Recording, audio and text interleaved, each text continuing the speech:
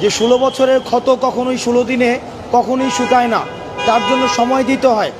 আপনারা এখন প্রত্যেকটা জায়গায় যেভাবে আন্দোলন করছেন বিভিন্ন দাবিতে, 4 দফা 8 দফা 10 দফা বিভিন্ন দাবিতে আন্দোলন করছেন, কেউ চাকরি জাতীয়করণের জন্য আন্দোলন করছেন, স্থায়ী হওয়ার জন্য আন্দোলন করছেন, প্রমোশনের জন্য আন্দোলন করছেন, বদলির জন্য আন্দোলন করছেন। দেখুন, একটা 16 বছরে একটা ডিফল্ট সিস্টেমকে এটাকে স্বাভাবিকীকরণের জন্য সরকারকে একটা নির্দিষ্ট সময় দিতে হবে। এখন আপনারা এই একটি সংকটকালীন সময়টিকে পুঁজি করে যদি আপনারা অস্থিতিশীল করতে চান, তাহলে আমরা ধরে নেব যে আপনারা এই অন্তর্বর্তীকালীন সরকারকে আপনারা বিতর্কিত করার চেষ্টা করছেন।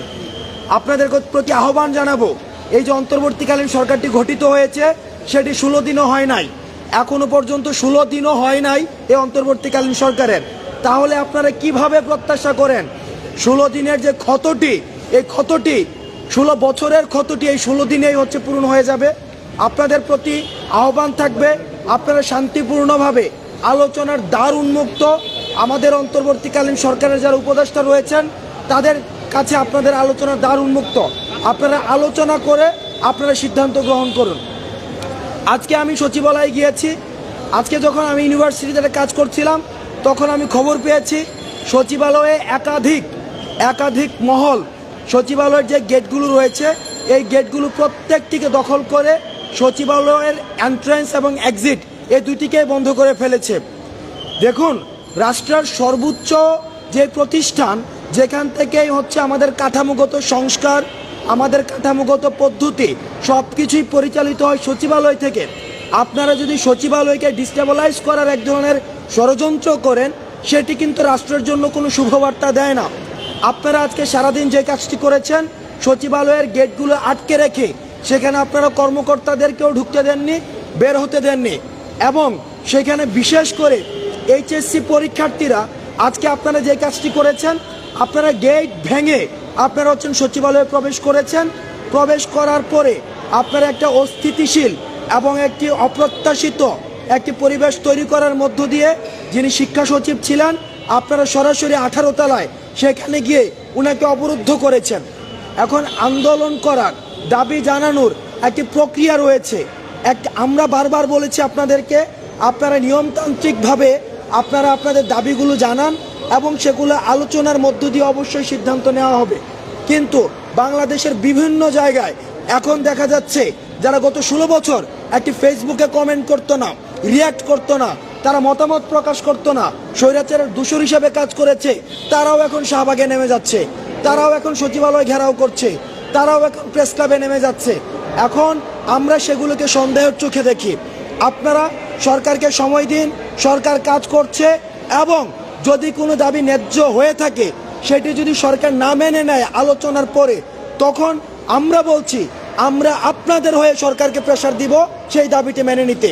কিন্তু আপনারা প্রাথমিকভাবে আপনারা সরকারকে অ্যাড্রেস করে যেই ফর্মাল প্রক্রিয়া রয়েছে সেই ফর্মাল প্রক্রিয়া আপনারা সরকারকে অ্যাপ্রোচ করুন। দ্বিতীয়ত, আজকে আমি দেখেছি যে আমাদের যখন 5ই আগস্টের পরে বিভিন্ন বাজারে দ্রব্যমূল্যের দাম ক্রমশ কিন্তু কম ছিল, কিন্তু এখন আবার একটা অস্থিতিশীল প্রক্রিয়া বা একটা অস্থিতিশীল পরিবেশ সৃষ্টি হয়েছে। কারণ 5ই আগস্টের পরপরই যেই এতদিন পর্যন্ত যে একটি সিন্ডিকেট ছিল বা মাফিয়াতন্ত্র ছিল, এই সিন্ডিকেট এবং মাফিয়াতন্ত্রের একটি পলায়ন পর একটি তাদের একটি আচরণ আমরা লক্ষ্য করেছি, যার কারণে দ্রব্যমূল্যের উপরে একটি ইম্প্যাক্ট ফলে এবং সেটির দাম কমে যায়। কিন্তু এখন আবার দেখা যাচ্ছে ওই জায়গাগুলোতে আবার নতুন করে মাফিয়াতন্ত্র অথবা সিন্ডিকেট গড়ে উঠছে, যার কারণে প্রান্তিক পর্যায়ের যে পণ্যটি 10 টাকা সেটি ওই সিন্ডিকেটের কারণে 40 থেকে 50 টাকা পর্যন্ত বিক্রি হচ্ছে। আমরা এই সিন্ডিকেট এবং মাফিয়াতন্ত্রকে আমরা হুঁশিয়ার করে দিতে চাই। ছাত্র নাগরিকের ঐক্যের সামনে স্বৈরাচার পর্যন্ত দাঁড়াতে পারেনি।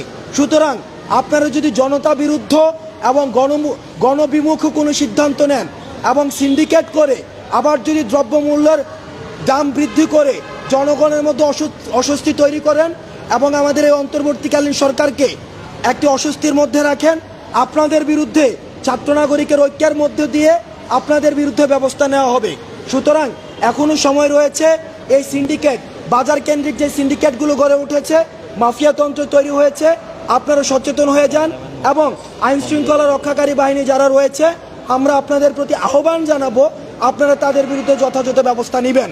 এবং বিআরটিএ ওয়াসা ভূমি অফিস যেগুলো হচ্ছে দুর্নীতির আতুরঘর, আমরা আপনাদেরকে সচেতন করে দিতে চাই। জনগণ এখন ঐক্যবদ্ধ, জনগণ এখন সচেতন। সুতরাং আপনারা যদি ঘুষ নেওয়ার কোনো ধরনের চিন্তা করে থাকেন এবং সিস্টেমের বাইরে গিয়ে কোনো ধরনের ডিফল্ট মানি ট্রানজ্যাকশনে জড়িত থাকেন, সেগুলোর বিরুদ্ধেও কিন্তু জনগণ নিয়মতান্ত্রিকভাবে ব্যবস্থা নেবেন। আপনারা যদি সেটি ভেবে থাকেন এই সরকার আপনাদেরকে মৃদু তিরস্কার করবে অথবা ওএসডি করবে, তাহলে আপনারা ভুলের মধ্যে রয়েছেন। আমরা এই সরকারকে আহ্বান জানাবো পদচ্যুতির মধ্য দিয়ে তাদেরকে যেন যথাযথ আইনের আওতায় নিয়ে এসে দুর্নীতির যথাযথ শাস্তি দিয়ে দৃষ্টান্ত স্থাপন করে। সর্বশেষ আমার জায়গার সর্বশেষ, পরবর্তীতে সার্জিস বলবে, সেটি হচ্ছে আজকে আমাদের ডিএমপি কমিশনারের সাথে একটি গুরুত্বপূর্ণ এবং ফলপ্রসূ মিটিং হয়েছে, যেখানে আমরা ডিএমপি কমিশনারের কিছু পরিকল্পনা নিয়ে কথা বলেছি। কিভাবে আপনারা জানেন যে যারা জনশৃঙ্খলার কাজে নিয়োজিত যে পুলিশ বাহিনী তারা ডিমোরালাইজ হয়ে গিয়েছে, তারা যেন কাজে ফিরে সেটির জন্য আমরা একটি পরিকল্পনা বাস্তবায়ন করছি এবং সেটির আমরা খসড়া করেছি। আমরা আশা করি আগামী 2 দিনের মধ্যে আমরা সেটি নিয়ে বিভিন্ন থানায় আমাদের পরিকল্পনা নিয়ে বিভিন্ন থানায় রিভাইভাল অফ দ্য স্পিরিট কর্মসূচি গ্রহণ করব, যেটি দিয়ে ছাত্র, নাগরিক এবং পুলিশের ঐক্যবদ্ধ অংশগ্রহণের মধ্য দিয়ে আবার পুলিশকে স্বতঃস্ফূর্তভাবে মাঠে নিয়ে আসার জন্য আমরা চেষ্টা করব। একটি জায়গা স্পষ্ট করে দিতে চাই, পুলিশ ভাইরা আপনারা যারা রয়েছেন, আপনাদের সাথে আমাদের কোনো ধরনের শত্রুতা নেই। জনগণের আপনাদের সাথে সেবার সম্পর্ক, কোনো ক্ষমতার সম্পর্ক নয়। কিন্তু আপনাদের পোশাকটিকে বিগত সরকার আপনাদেরকে ব্যবহার করে, লাঠিয়াল বাহিনী হিসাবে ব্যবহার করে ক্ষমতায় টিকতে থাকতে চেয়েছিল। আমরা আপনাদের প্রতি আহ্বান জানাবো আপনারা কাজে ফিরে আসুন। সেই জায়গা থেকে আমাদের ছাত্র নাগরিকদের যদি কোনো সহায়তা প্রয়োজন হয় আমরা সেই সহায়তা আপনাদেরকে দিব। আপনাদের যেই পুলিশ কর্ম কমিশন গঠন করার যে আপনাদের প্রস্তাব দিয়েছেন, পুলিশ কমিশন, সেটি নিয়েও পর্যালোচনা চলছে, সেটির প্রোজ এন্ড কনস আলোচনা হচ্ছে, সেটির হচ্ছে ব্যবহারিক ভিত্তিতে সেটি কতটা বাস্তবায়নযোগ্য সেটি পর্যালোচনা পূর্বক যদি এই পুলিশ কমিশন বাস্তবায়নযোগ্য হয় সেটিও বাস্তবায়ন করা হবে। আমরা চাই পুলিশ বাহিনী একটি সেবাধর্মী প্রতিষ্ঠানে পরিণত হবে, জনগণের কাজে জনগণের প্রধান এবং প্রথম যে গার্ডিয়ান হিসেবে বিবেচিত হবে পুলিশ। আমরা পুলিশের উপরে আস্থা রাখতে চাই, নির্ভরতা রাখতে চাই। সুতরাং আপনারা কাজে ফিরে আসুন। আমরা বিশ্বাস করি জনশৃঙ্খলার কাজে পুলিশের যে ভূমিকা সেই ভূমিকাটি অনস্বীকার্য।